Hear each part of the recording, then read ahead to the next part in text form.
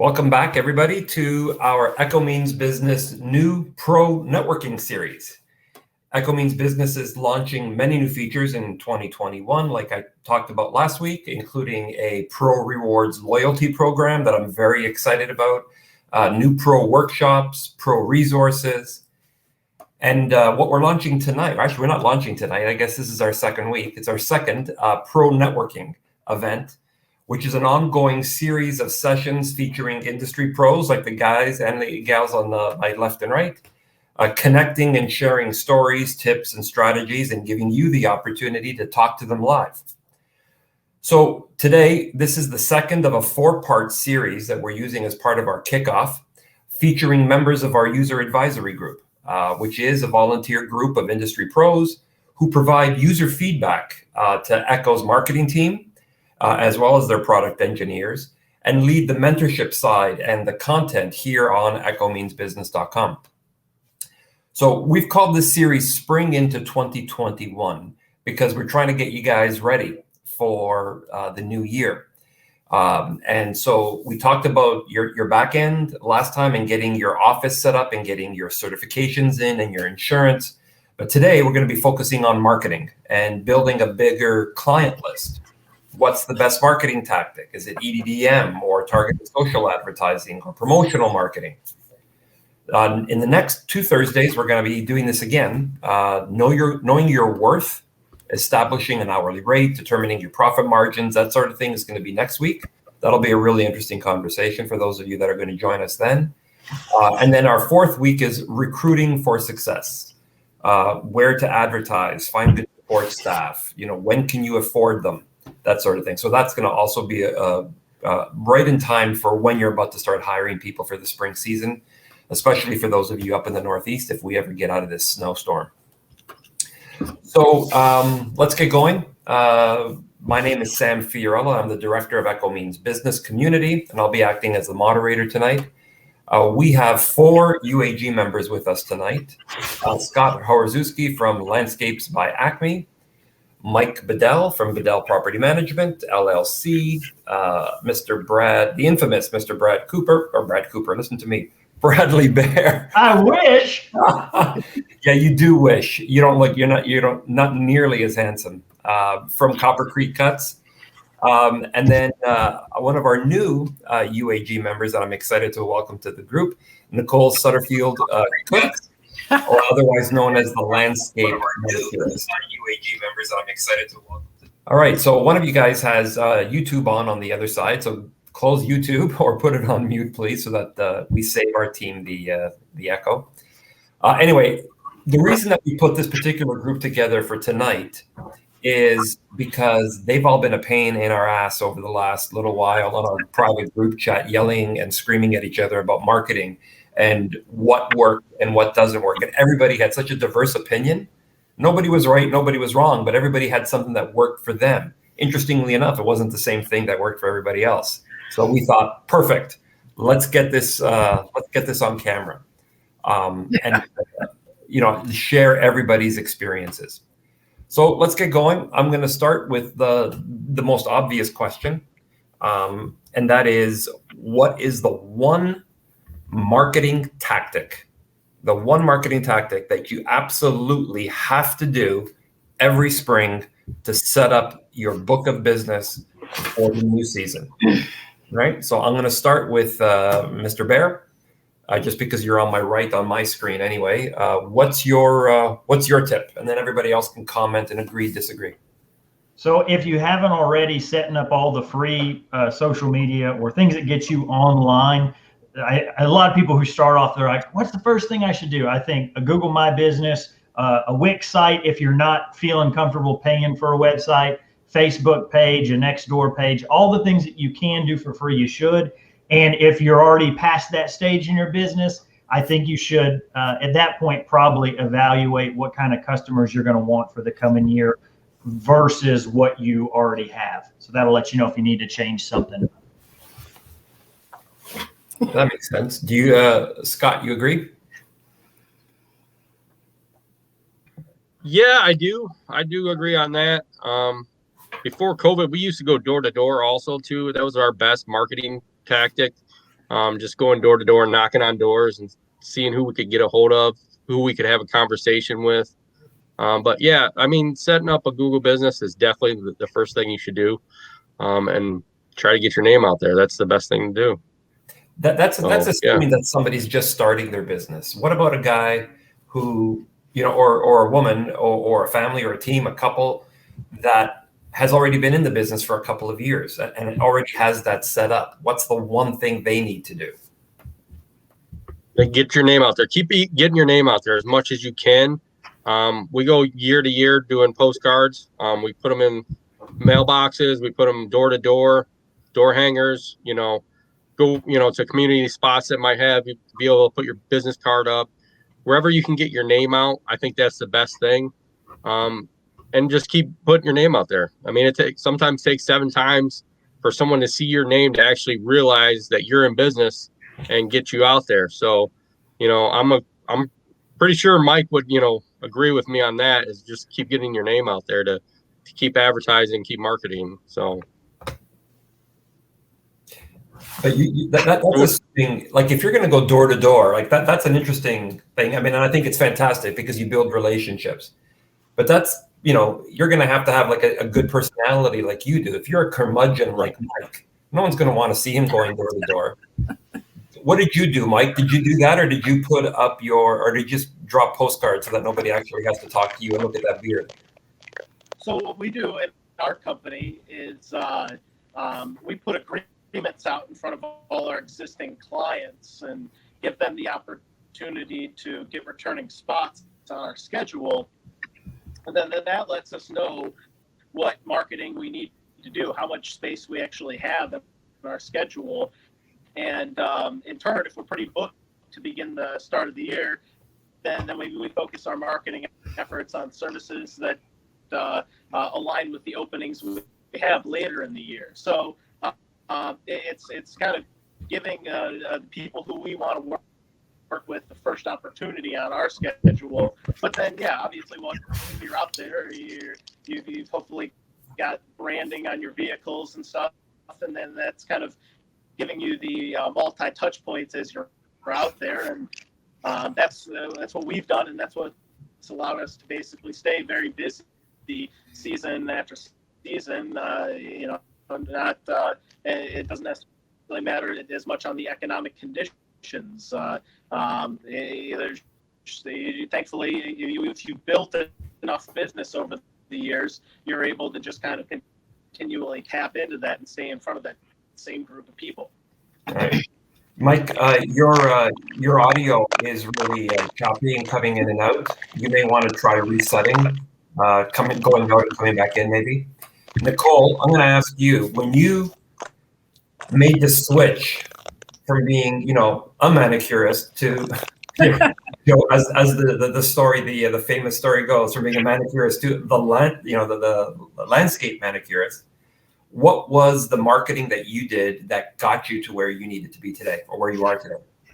When I was 19, which was maybe 30-ish years ago, I did do the cards and I mailed them out, and I didn't get a whole lot of response off of that. So when I did nails compared to doing yards, there was kind of a marketing deal where I was like, if you'll bring 3 clients to me, I'll give you a free fill, which was $22.50. I don't know how much you guys charge for yards. I do landscaping, which is totally different. So I would always kind of like give a free fill for the $22.50 back in the day. And now it's probably a little bit more than that, is that I would kind of reward the client that would give me, 3 more clients. And it wasn't necessarily a punch card or anything like that. I would always know who had sent me clients and who hadn't. Now you have to target your age group.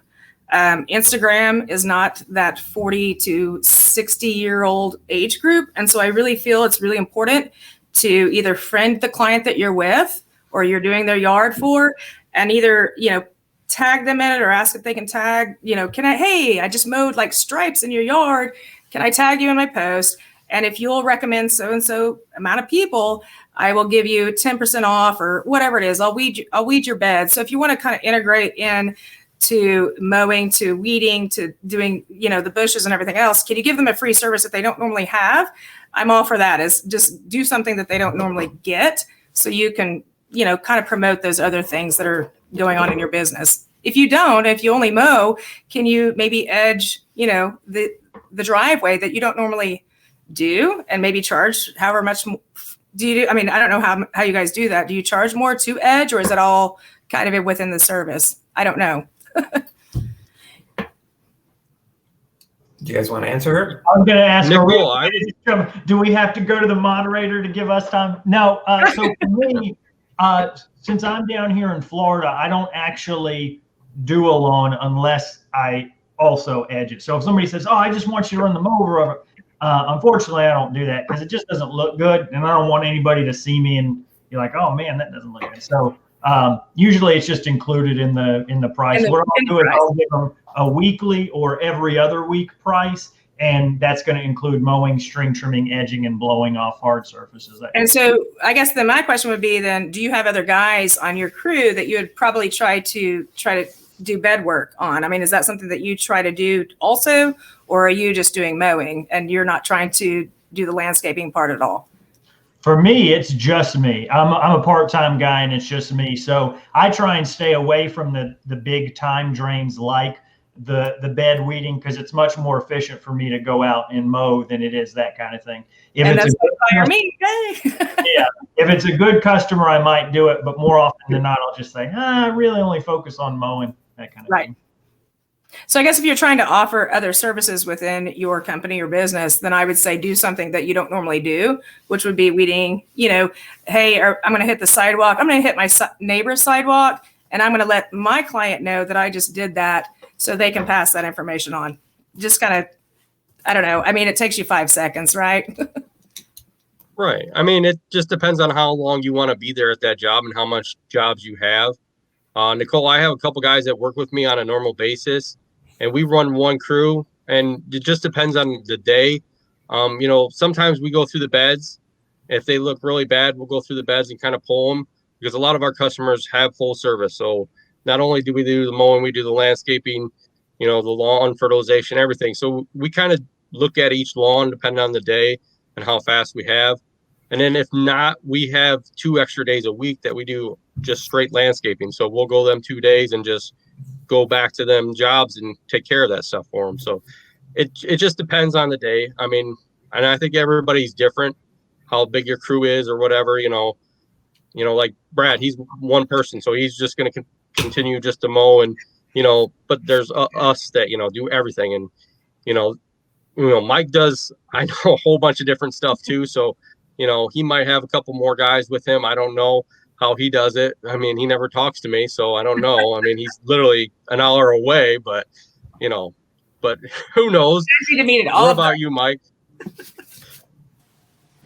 Well, I kind of missed the question, but I've been enjoying hearing you guys talk about whatever it is. So. Well, so someone cue me up a little better than that. Well, she was asking, like, if she does, just mostly landscaping, but she was talking about edging and stuff like that. Would you do you have other guys that kind of help you out and would do that other stuff while you're there? Well, yeah, we typically work as a team. We are a full service provider. Can you guys hear my audio better, by the way? All right, much better. Good. All right. Didn't want to keep rambling on if no one can hear, right? So, in that case, yeah, we are doing everything. So the scope is kind of preset a lot of the time. So we're going to have the number of people on a property that we need to get through that work scope of the day. So, but yeah, obviously it does encompass those type of bed services like weeding and redefining and cultivating and mulch installs and shrub pruning, all that fun stuff. And so that's kind of our anticipated scope of work. And that's kind of what I was trying to say earlier. And apparently the audio wasn't so good, was that we kind of offer all that stuff to clients at the beginning of the year and allow them to book up a lot of our time. And so, that for us, that's anticipated, but I get it. There's people that we work with or do some subcontract work for that are a little bit more direct in terms of what they do and don't do. And maybe they just cut grass, and that's the reason that we're fertilizing all their properties. So I got a question for you guys because, I want to actually, Brad, I want to circle back. Later, I want to talk about setting up your Google page, because everybody keeps saying that, but I don't think a lot of people really understand how. And I want to do a bit of a deep dive into like, what are the 5 things that you need to do, or where can you get that advice if you need to. But I've seen a couple of comments in here, and you guys have been talking about promotions and referrals. I think that's an important conversation to have. As a marketing person, I know that it is easier to get business from your existing clients by growing your existing clients, getting more services, or getting referrals, right? The value of a client who comes as a referral is going to be higher. The lifetime value is always higher than somebody that you get from a cold call or from generic marketing. So that's obviously good. But do you offer any kind of promotions for that? I saw one of our other guys here, Solo Cuts, say, for every referral, they'll get 1 free cut. You know what I mean? Or some free service for every referral. I think Nicole, in our group chat, you said something about, like the 10 card, like for every 10, you get 1 free. And there was a lot of heated conversations around that. Like, don't give away your services because they're free, make everybody pay.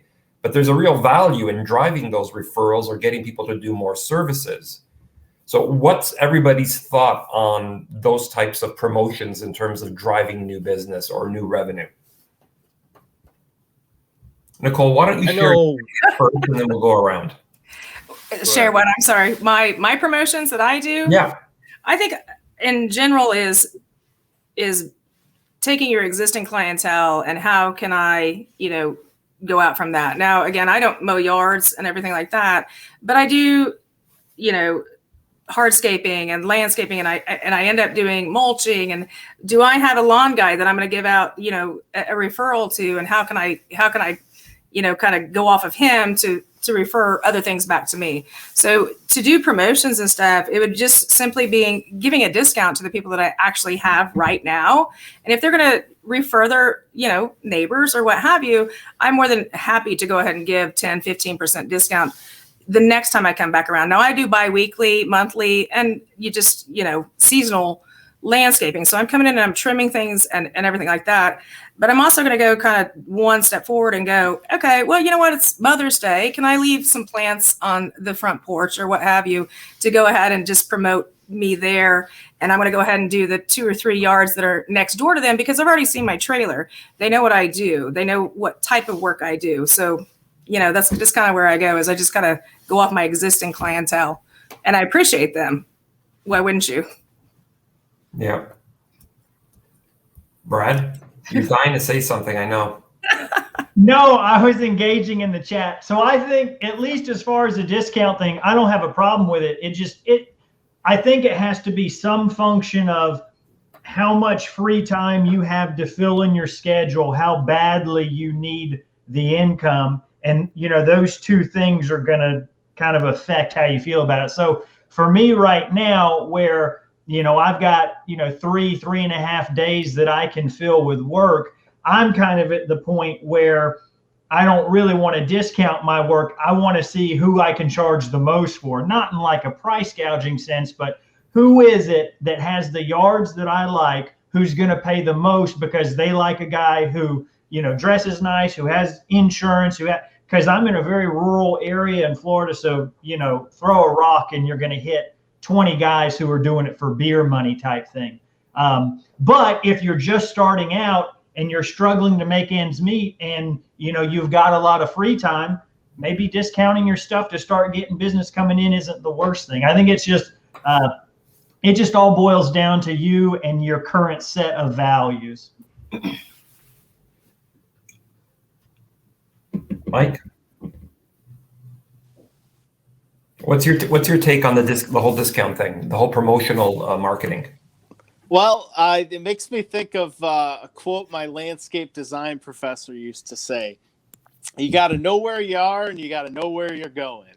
And so, if you're in a spot where you're hungry, you're starting out, you're trying to fill a schedule, you're trying to add an additional crew, then you got to do whatever it takes to fulfill that goal. And so maybe that is things like discounts or punch cards or other forms of marketing, versus if you're maybe more like Brad's spot, or like my company's been sometimes, where we're not necessarily really looking for more work. We're just trying to get top dollar for the work that we're doing today. My professor used to talk about, like, think of like Delta Airlines. Like, they're not the cheapest. They're not really giving much away. They're really trying to sell you more on the quality compared to some other brands. And there's nothing wrong with that. You just got to know where you're at and where you're going. And so my company, no, we don't offer a lot of discounts. We're not at a point where we really have to give anything away. The work sells itself. There's a level of competition to get on our schedule, but that's earned after 16 years of doing this. But if something changed, and we had to become more hungry again, there's all sorts of opportunities to get out there and fill that schedule. And you just got to find the one that's a good ROI, like Josh has mentioned for in the chat there, for what you're doing, and what's the actual return on giving away that free service or discounted service, and what does that actually lead to in terms of cash flow and revenue and profit. And you got to make sure that when you're doing those things that they're effective, because while you could talk about the whole multi-touch point marketing thing, everybody really actually just wants effective marketing. So, well, you know what? Josh does make a really good point. And I think too few business owners, and this is not specific to the lawn care, or landscape industries, but very few business owners understand what the lifetime value of a client is. Right. So the lifetime value of a client is the average amount of money you make on a particular client over the course of their tenure with you. Right. If you keep a client for 2 years, 3 years, 4 years, 5 years, how much is that client worth to you and your business over that length of time, whatever that average is that you keep somebody. So if you know that your average customer stays with you for 5 years, and just for the sake of simple math, because I've had some wine tonight, is $1,000 a year, and you got him for 5 years. Well, you've made $5,000. That's your gross income. But what's your profit on that customer? What's your average profit? Right. So that's another thing. We're going to be talking about knowing your worth next Thursday. So for those of you really interested in this topic, check back with us Thursday. But once you know what that is, you know that every new customer you get will net you in your pocket over their lifetime X number of dollars. So if that number, again, just for the sake of argument, is $1,000 over that time period, what's that $1,000 worth to you? Is it worth incentivizing $100 to make $1,000? Which in that case you're only making $900. And what is their value? If your business roadmap says I want to have 3 crews on the road, and I know that I need X number of dollars, X number of volume, this is where planning your business now is important. What are you looking for in 2021, right? How many clients do you have? How many do you need? What can you afford to give? And then that'll give you the direction in terms of what you're going to do or what you're not going to do. Randy said he was giving away rose bushes. That didn't work. So clearly that's not something, maybe you needed to be, you're in the wrong state to be giving away roses or something. But anyway, knowing your ROI, return on investment from every one of these, and knowing first, you got to know your lifetime value is very, very important. Now, I'm not a lawn care guy. I'm a business guy. I'm a marketer. So for what it's worth, all of you that are thinking about this, that's the calculation you need to do before you even think about, is it going to be rose bushes or one, free cut for every 10. Why don't we switch over? I want to go back to digital marketing a little bit. And before you even talk about any kind of Facebook advertising or anything else, there's 2 things I want to talk about, and I'll throw it out to you guys. We're going to start with the Google page. And Brad, I'm going to ask you to give some tips and advice, and anybody else that wants to join in on that. But then I want to address Josue's question in the chat, which is your thoughts on a website. Do you even need a website anymore? 10 years ago, we're saying if you don't have a website, you're not a real business. Now it's social media and Instagram and Facebook. Do you even need a website? So we'll get to that question next from a marketing perspective. But Mr. Bear, why don't we start with, what does everybody need to know about setting up a Google business page?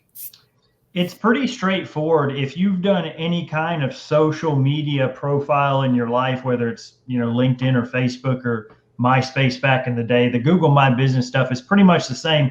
But the good thing about it is that it'll bring up, without them having to click on a link, it'll bring up kind of like a profile on the sidebar. And if you don't do anything else but do that, it can help, because if a lot of people are using Google as how they're doing lawn care, McClenny, Florida, and that's how they're looking, that can kind of help you stand out. I mean, I think you should have some website, but if you don't, and you have a Google My Business and the other guys in your area don't, that's going to help. A lot of that depends on where you're at. Like I said, I'm pretty rural, and even though there are a lot of guys who are doing it, the ones who are fuller businesses, they're either so busy that they aren't worried about marketing, or they are, not really legitimate businesses that aren't going to, advertise anything. So for me to have that out there in my area helps a lot, because I'm going to be one of the few people that pop up. I think it's also important to the Google business is important for the search engine optimization purposes, if nothing else. But there's also all the local directories that you should be registering your business under, because that will help drive the near me. How many of you, and I think the last study that I read on this shows that most people who search online now are searching for lawn care professional near me. So Google will do one of two things. It'll either look, because you're putting near me, so then it'll look for the local directories, and there's thousands of them out there, to see who's near you. But they're also looking at the geography, and the geography is based on having a website address or your business address registered on the Google My Business page that Brad was talking about.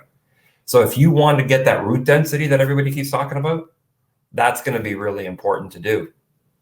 Nicole, what's your thoughts on the whole importance of a website today versus just being really strong in social media where people are engaging anyway?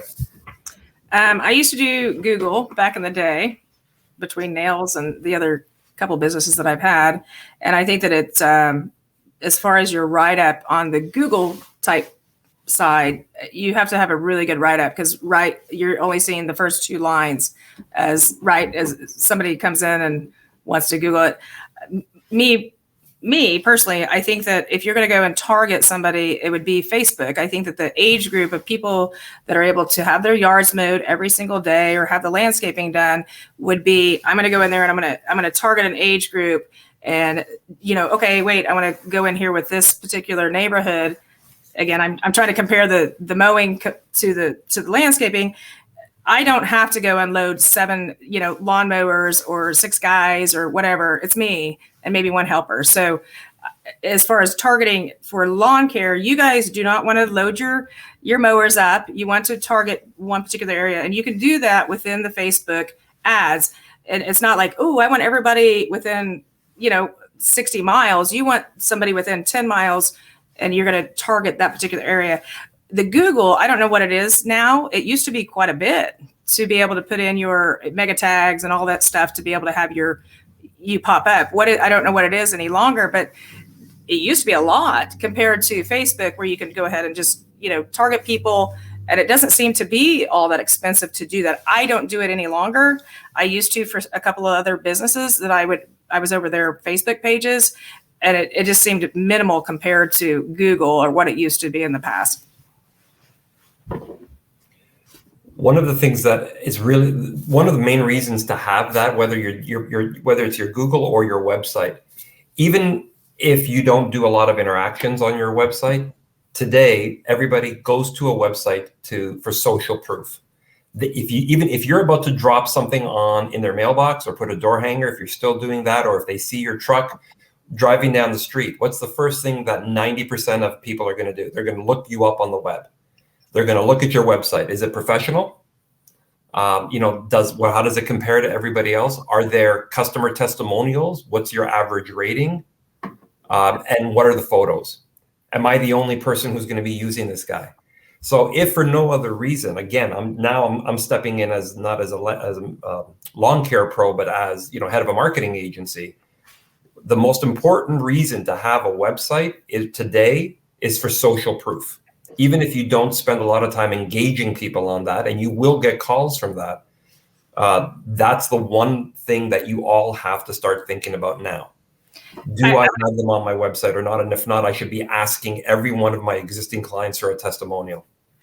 Two, on Facebook, there is actually a box that you can check to where you are actually linked in. Everything that's posted with your name or your business or whatever, you want to make sure that they are linking in to be able to promote you on, you know, outside of Facebook. So if you haven't checked the box, make sure you go and check your settings within Facebook. I think it's very important.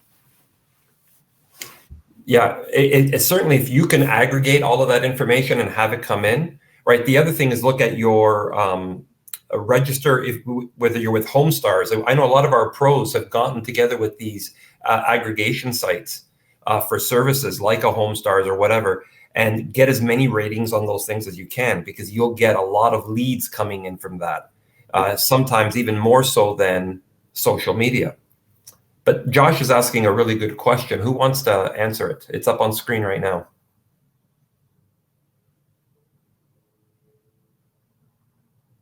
So I was confused if he's saying a free sales funnel or Yelp, Google, Angie's House, or if he's saying a free sales funnel, or in other words, Yelp, like if all those things are free.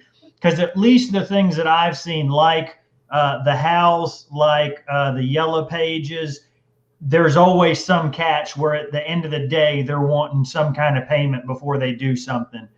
So that's why I think I misunderstand the question, because I don't think Google does that. But those other three, I don't do anything with if they're asking for money. Again, it probably depends on what you're trying to do with your business. You know, for me, just being out here part-time, I don't really have to dive in too deep to the numbers to see, well, even though they're asking for this amount per month, what is the you know, it's just, I don't need to.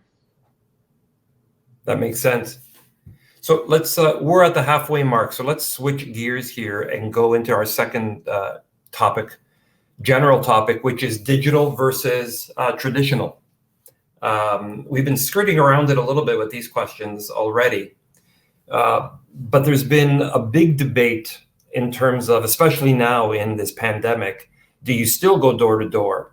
Are postcards, mailing postcards to a, you know, geo-targeted area or EDDM, is that still the way to go? Is that the most cost-effective way to, or maybe the best way, regardless of the cost, to drive new leads? Or should we all be looking at focusing on digital advertising, targeted Facebook advertising like Nicole was talking about, or you know, targeted Instagram, or focusing on making all of these YouTube videos and TikTok videos and engaging people that way and building a relationship? Scott, what's your thought on that? You know, before COVID, like I said, you know, door to door was probably the best thing for us besides word of mouth. I think now with COVID, nobody's going to come to the door. You know, I've even heard some of the other customers in our area that, you know, they've gotten postcards and stuff from other companies last year that they're afraid to grab that postcard out of their mailbox or off their door because they are afraid of the unknown. So I think pushing more towards, you know, the digital side by doing the Facebook ads and all that stuff, I think is going to drum more business in for you than, you know, going door to door anymore. And, you know, that's just the way everything is right now. And maybe it might go back to, you know, going back to door and being able to still get that. But I mean, going door to door, you're not going to get every customer you're talking to. You know, it's a 1% return on your investment. So, I mean, it takes time to get to that. You know, if you want 100 clients, you got to put a lot out to get that 100 clients, you know, and I think targeting through digital, you're going to be able to get more business out of that than door to door, you know. So, I mean, I don't know what your thoughts are, Mike, on this. Maybe you might have something better on it. Well, my thought on it is typically the lower the ticket price, you can get into lower cost or perceived lower cost, things like postcards or flyers, versus when people are spending higher ticket items like $20,000 patio or a $10,000 sod job or a new irrigation system.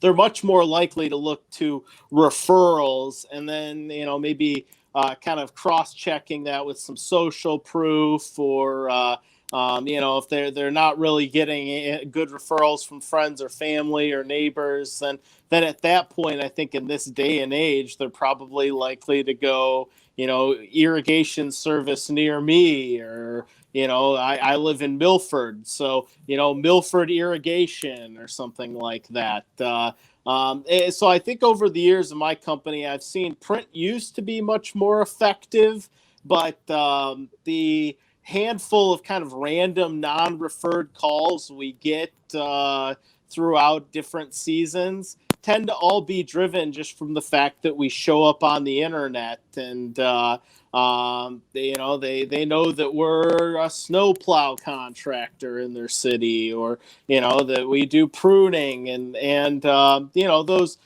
are always unqualified leads, so you kind of got to take them for what they're worth. But that's my thought process on it, is if you're selling, lawn service that in those type of subdivisions is going to be $30, $40, $50, then, you maybe need to target your marketing accordingly, and you're really looking towards heavily targeted density, versus if you're selling higher ticket items, you maybe have to spread out more than just a couple neighborhoods. Brad, what are your thoughts on that?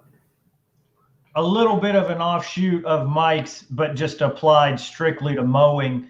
One of the reasons I don't use EDDM, but it's only because it doesn't work for me. I'm not saying it doesn't work, but one thing to consider if you're wanting to do it is think about, you have to look at each route, right? So even though I'm pretty rural, that does not mean that the yards, even in a 5-mile area, are homogenized. I can have 2-acre parcels butted up next to a subdivision that's got, smaller than 1/4 acre lots. And at least for me, what I really like are those really small yards where, the minimums that I'm charging are going to be the same as the big guys. If you've got a crew of 5 guys on 3 acres, and they're getting paid $10, $15, $17, $20 an hour, and I come along, I can't quote that. It's not even in the realm of, I'm not even going to tell the person what I'm going to make. So the issue with that is the EDDM routes that I have, here is the neighborhood that I want to target. It's 100 of those really small houses, but there's another 500 houses that are city lots that are bigger, and they flood because there's poor drainage and there's mature trees. So there's really big roots and there's tons of leaves. And so for me, even though EDDM, I think, is like 19 cents a mailer, that's cheaper than the 36 for each postcard I send out. But I've got to send 500 letters to people I'm never going to want as customers. So it's wasteful there. If those people do call, it's just going to be a huge turnoff. So they, hey, I got this flyer. I'm like, yeah, sorry, I can't. I don't want. It's really, I don't want your business, but that's not going to sound good. So for me, just doing these postcards to the couple of 100 houses, the 3 or 4 neighborhoods I really want to be in, that's what works for me and where I'm at. We're getting some interesting conversations happening in the chat that I think I'd like to talk about. And I don't know that I agree with this one, but I'd like to get everybody else's thought. So less money. Knocking on doors and posting business flyers will get you to the homes. Digital, it's a question of, will they look for 3 seconds and then skip the ad? Wasted money. This is where I think we're going to have a serious conversation next week about knowing your worth. Knocking on doors is not going to cost you anything. Or does it? How much is your time worth? Right? How long is it going to take you as an individual going door to door, right? And talking to people, and maybe people answer the door, maybe they don't. Now, it's a fantastic way to get to know people in your community, and build relationships, and building relationships is fantastic, but that's valuable. When you take a look, and I think, Nicole, you can probably talk to this, how effective targeted Facebook advertising can be, literally for cents. And you're only typically paying, or especially if you're doing Google ads, you're only paying for a lead or for when somebody clicks and comes to your site. Right. So that's the one thing that I would challenge. I'd like to get everybody's thought here. I'll start with you, Nicole. But doesn't it, don't you have a more targeted reach? And knowing that people today are responding really well to Facebook ads, as an example, isn't that a better way to spend your time while you're out in the field doing that work and making the money? I believe so, although I haven't had to advertise just because what I do is very specific. And so they either want me to do their property or they don't. And I'm 4 to 6 weeks out normally. So I don't do a lot of this advertising. I know how it works. You know what I'm saying? So I've done it in the past. I've owned businesses, other businesses. I know that Facebook targeting works because I've done it for other people on their websites. If you can just target, a lot of people just be like, okay, well, I want Bartlesville or wherever you're from. What happens if you don't go into all the advanced options of that? You're paying for the 16-year-olds and the 12-year-olds to see your ad come up. You need to go in there and toggle in, and you want to get, within 30 miles. How far are you willing to drive to get, that business? I just find that Facebook, that age group, the 40 to 60, 70, 80-year-old, they're on there because they want to see their grandkids and whatever. They're not going to be on Instagram. They're not going to see your stuff on YouTube. It's simply that, or it's Google, where they're going to go, oh, what lawn care group or guy do I want to come? And if you don't start with A, you better have a really good write-up or something in there that's going to bring you way up there, or you're going to pay for your ad to get up there. So I know I've done the advertising. I've paid for it for other people. Personally, I don't have to do that, but I know how it works. I've been there and I've done it for years. So I think Facebook is the way to go. You just have to get into the advanced settings to make sure you're targeting the group that you want to. Again, too, we talked about other things. I mean, are you going and you're getting a discount to the nurses and the doctors? And I know we all, kind of bantered about this, in our little chat or whatever. I think that those people that are really putting themselves out there, why not go there? Are you targeting the hairdressers that are out there and they're seeing 30 and 40 people a day? Can you go ahead and mow her yard every day, or every other week for free? She's talking to how many people a week? She's 120 people every hour or every week. So, what I'm saying? One person every week. I just don't think that people are grasping what you already have right here. Some people don't get their hair done, I see, but your wife does, right? So why isn't she promoting your business? Why aren't you going and offering that for her? She's working her tail off. I can guarantee it. And the last thing she wants to do is mow her yard, but she's going to tell every one of her clients that you're doing it for free, or you're a great person, or however you want to, word that for her. That's great. I mean, you know what I'm saying? Get your wife involved. Have her promote your business, as far as I'm concerned. I'm a little upset that you called out my haircut. I had to do it myself in COVID because everybody shut down over here. I was talking about Mr. Baldy over here, but yeah. I was trying to deflect away from Brad so that we wouldn't all be like. I saw that. I resent that. I'm actually Mr. 2-day stubble. I'm not bald yet. I have to shave it later, but I think that it's important to involve the people that you interact with every single day. Is it the gas guy? Is it the person at the coffee shop? Get them involved. If you feel that they're doing and they're interacting with enough people, you can get 20, 30 yards. It may be a flooded yard, but there may be the guy that's not flooded and you're doing a huge landscaping job or, whatever, hardscaping on the job later on. So I just think even though it's a small job, it could come, amount to something a lot larger than what you really think. Sorry. No, but I don't listen, we said there's no right answer. There's no wrong answer. Everybody has a different experience. So that's the reason why we have not just one of you on this call. We've got like 4 of you, because there's somebody out there that's going to line up to your type of business or your experience or your type of community. I know one of the best pieces of advice that I like to give in my humble opinion, best piece of advice is, if you're going to spend the time getting out there and meeting people because you believe that those face-to-face relationships are important, Door to door is not necessarily the best use of your time. I would invest in a community event. Like when Halloween time comes around, you've got the equipment and the expertise. Put up a haunted house, or put up like a maze in a parking lot of a church or something like that for kids to sort of walk through at Halloween or at Christmas time. Get involved in the community, give back, do the local church, do it for free. You know what I mean? Cutting their grass once a week for free is going to generate a lot more goodwill and new business. I personally think, from my experience in the last 6 years helping you guys build your businesses, than going door to door and knocking on people's doors, where you'd be seeing a lot of the conversations, especially in the higher income areas, or where you've got a homeowners association or a gated community. You can't even get in there, in order to be able to go to door to door without having a dog or a police officer chase you down the street. For whatever that's worth from a marketing perspective.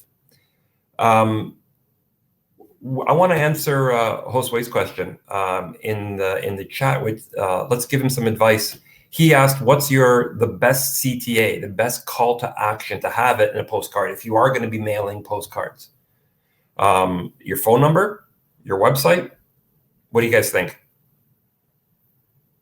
Or other?" I don't know what the best one is, but what I try and do is that social proof. So again, because there's not a whole lot of guys who have online presence, I want them to go online and search and see that I'm the only one who's got whatever 20 or 35-star reviews, and that's going to try and build that trust. I don't know if that's the right call to action, but that's what I do. Yeah, Mike, what do you think? Well, back when we used to do postcards, we would do very, very targeted, where there were some subdivisions that we wanted to get into. And so we actually had postcards made just for those subdivisions. And they had, obviously, the contact information on it, but it had exactly what we were trying to sell. Like if it was lawn service, it would be actually the logo of that subdivision on the postcard, and it would say Country Oaks Lawn Mowing starting at $800 for the season. And that worked very well for us. We ended up getting like half the subdivision because there was the buy-in. They realized that this wasn't just some like generic offer. It was an offer targeted to the 120 some homes in their subdivision. So I think that it's a combination. Obviously, you want to make it easy to contact you, but you kind of got to be specific about what you want them to do. Do you want them to sign up for your lawn service? Is it snow plowing? Is it pruning? Is it detailed bed maintenance work? And that's what we've done is worked best for us. Is when we've done more generic stuff, we've gotten generic results versus when we've been extremely targeted about it, we've gotten very, very good results. Yeah, I think, there's nothing wrong with having a telephone number. You want to give people the opportunity to connect with you in the most options, like what's going to work for them. Don't limit them by doing one or the other. The reality, though, is if you're going to be putting a phone number there, you better be ready to pick up that telephone call when they call. Avoid letting them go to voicemail. And if they do have to go to voicemail, make it a plan that you're checking every 30 minutes, especially in the springtime when you're looking, there's competition and they're calling out, to 5, 6, 7 different people all getting quotes, right? If you don't answer, by the time you call back, that's a story that I have heard for the last 6 years since we started Echo Means Business. People saying by the time I called back, they'd already gone with someone else because that person picked up the phone. So if you're going to put yourself out there with a phone number, make sure you're picking it up. Same thing if you've got a form online, someone fills in that form, make sure somebody's calling them back within X number of hours. I think that's really important. Otherwise, you're wasting your time putting any money into that.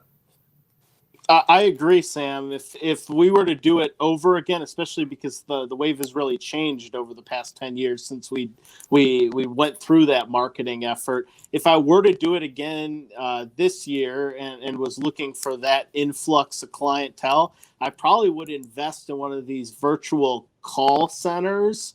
That way, if I'm not available, they do connect with someone and they at least feel like there's that touch point. And even if it takes an hour or two for me to get back to them and get a price to them, or like was touched on in the chat here, I have the ability to maybe get them on the phone and do a little bit of qualifying, which is great to do too.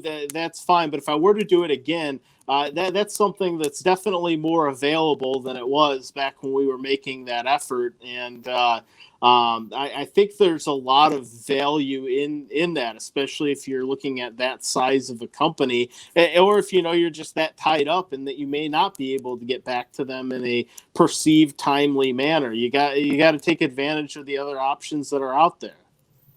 Yeah, I think Jacqueline makes a really good point in the chat, or it might be your sister. I don't know which one of you typed that. Why not encourage texting? Message us or text us. So many people prefer to do that today. I think those of us of a certain age keep forgetting that is the way people communicate today more than ever, because they don't necessarily want to have that sales pitch. They don't want, they know if I call him, he's going to really, and I'm always a sucker for salespeople. I'll always, buy more than I need to buy. But if I can just text, I want something quick and fast. And that's a little bit easier to respond to than having to pick up those phone calls, because even if you're on something like this, you can be always text messaging somebody. It's a good idea as well. All right, Paul has asked a question. You might as well answer that one. How important is networking to you guys? Landscape architects, designers, high-end nurseries, and other contractors that you work with on properties you want to work on. It's been successful for me. Guys, thoughts? I could say, yeah. I mean, we network with a lot of companies, insurance companies. We network with a banker in the past, and it's gotten us business. We network with realtors also. I mean, we get a lot of business from realtors, especially when they put up the house for sale. I know one of our realtors will just say, hey, your yard looks like crap. Call Scott. Here's his card. He'll give him the card or give him my number, and I'll get a call and say, hey, your realtor friend called us and we need this. And 10 times out of not, I'll be able to get that job right away. And, you got to network with whoever you can network. Even like what Nicole said, network with hairdressers if you can, network with anybody that you can. So, yeah. I think real estate agents is, if you're going to learn anything from anybody in this, look at real estate agents. To Mike's point about, putting the subdivisions logo in, one of the things that real estate agents do expertly is when they sell a home in a neighborhood, the first postcard they do is they sold in your neighborhood, right? And then they show the picture of the house that they sold in your neighborhood. And then they go and drop that around to a 4 or 5 block radius of that house, because it shows you've got some relationship with the neighbors. You've got some expertise in the local area. You're already there. You already potentially have buyers that are looking in that area. Same thing applies to any business like that works in local areas. When you got one client, besides asking for the referrals, let everybody else in the community know you're already working in there. And here's a picture of what I'm doing. Go take a look. Have you guys ever tried any kind of leave behinds? I know that one of the greatest things that we have a lawn care company that used to do I'm in a condo right now, but when I had the home, one of the things that got me is I had this yellow spot that I could not get rid of. I think it might have been grubs or the neighbor's dog. I was never able to figure out which was leaving me this yellow spot. So what a lawn care company did is they dropped off a little bag of grass seed. Now, obviously they bought a big bag and they just made up their own little bags with a little note of how to fix that. And they left me, they just do it myself. They didn't sell me. They didn't try and sell me on it to say, pay us and we'll fix this for you. They just left me a little bag of grass seed with a little note and some instructions on how to do it. I thought it was brilliant. I ended up hiring that company because I love the whole concept behind it. Have you guys ever tried any kind of leave behinds? Does that work? Was I just a sucker? There's a guy I follow on YouTube, Florida Turf Pros. he's got a lot of good business advice, and he swears by, I think he calls them 7 arounds. When you're done with your house, you go to the 7 that are all around it and leave your card or whatever it is. And that's something that I think it works, but I've never been able to get myself to do it because I'm kind of short-sighted, and I'm like, no, I got to get to the next yard. I don't want to spend 5 minutes doing that. But if it gets you a house where you don't even have to move your equipment, that kind of time savings is probably worth it. But that's one that I've heard of that I think works, but I'm just too lazy to do it. All right, guys, we're coming up on our time. Thanks, everybody. I'm sure there's probably 100 more things that we can talk about in terms of getting your business ready. I want to have one more question in the 5 minutes that we have, and then we'll wrap it up. How important is it for somebody that doesn't need new business? So Mike, and Nicole, actually, both of you, you said that, you guys you're very well established in your landscaping business, Nicole, in your lawn care, and clearly how busy you are, Mike, with your snowblowing right now, or snow plowing. Should you even bother doing any kind of advertising in the spring? Like, is that outreach? Is it worth spending some money to outreach to clients, existing or past clients, even though you don't really necessarily need new clients? Yeah, I mean, it's that's what I was trying to say earlier about, like, just because we'll book out right at the beginning of the year, and that may flow, into the midsummer months. We know that, okay, well, we've got fall openings, and so maybe need to target things in that manner, and there's no time like the present to fill that up. I mean, I referenced the airlines earlier. They'd love to sell you tickets to a flight tomorrow, but they're not going to discriminate against selling you tickets to a flight in September or October either. And so you kind of always got to be selling. It's just, smart to kind of be selling, in a calculated manner.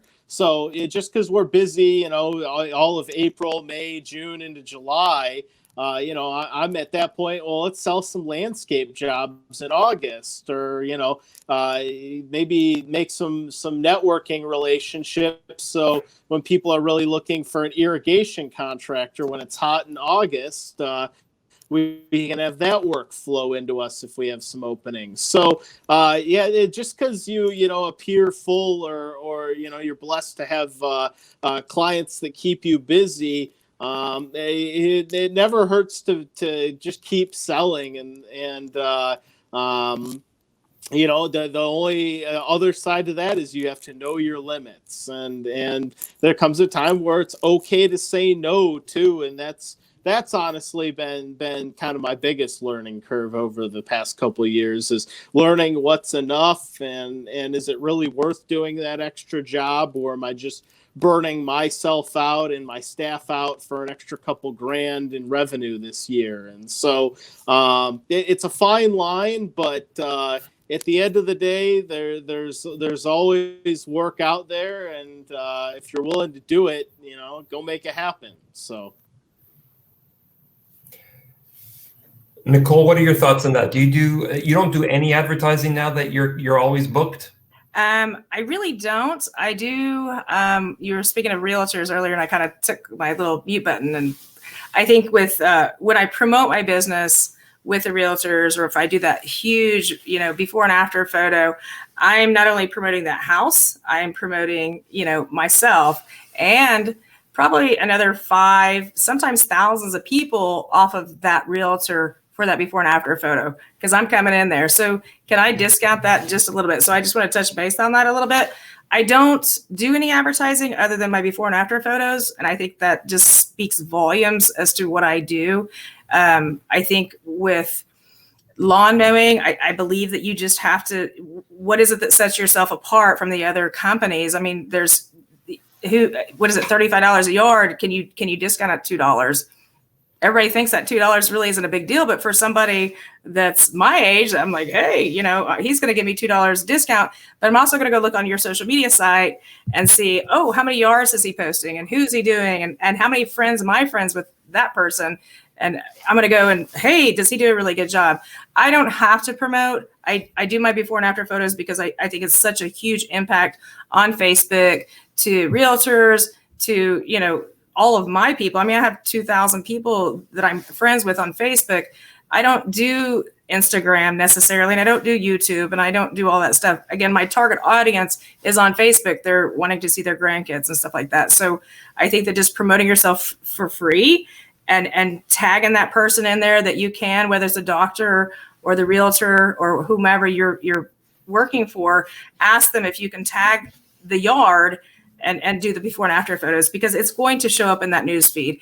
Every time that I do a comment on my Facebook pictures, it's going to be at 6 a.m, because that way it's going to bring it back up in that news feed first thing in the morning. So they're going to see you, you know, hey, and it might be at 6 o'clock at night. Well, at 7, 8 o'clock, everybody's getting on Facebook. Well, that just came back right up in the news feed. You didn't have to pay anything for that. I just feel that I just don't have to pay for it. So I apologize for not really answering the question, but it's using your, you know, what you have for free to get it back up there in that, again, the news feed. That's all. Sure, that's great advice. The one thing I'll challenge everybody to think about as you leave here, you consider all the great advice and tips that this panel gave you today, is even when you are full and, you know, you're lucky like Mike to be sold out right away, you can always upgrade your clients. There's always a way to make greater profit. So go back to what we talked about last week, and especially next week, know your worth, know your bottom line, right? Because, you know, if your capacity is 40 lawns a week or 50 lawns a week and you're there, are you making the enough money? Could you be making more money with a different set of 50 or a different set of 40? So advertising, even when you're full, isn't necessarily a bad idea. As Mike says, know where you are, know where you're going. Next week, join us as we talk about that worth, so you know when you should be saying no to customers and when you should be firing customers, and you know how to price. Thanks, everybody. I hope this was worthwhile for everybody that was listening to the panel. Love you guys. Thanks. Our goal here at EMB, of course, is to mentor and to inspire ideas, and I think these guys did a great job today. Have a good night, everybody.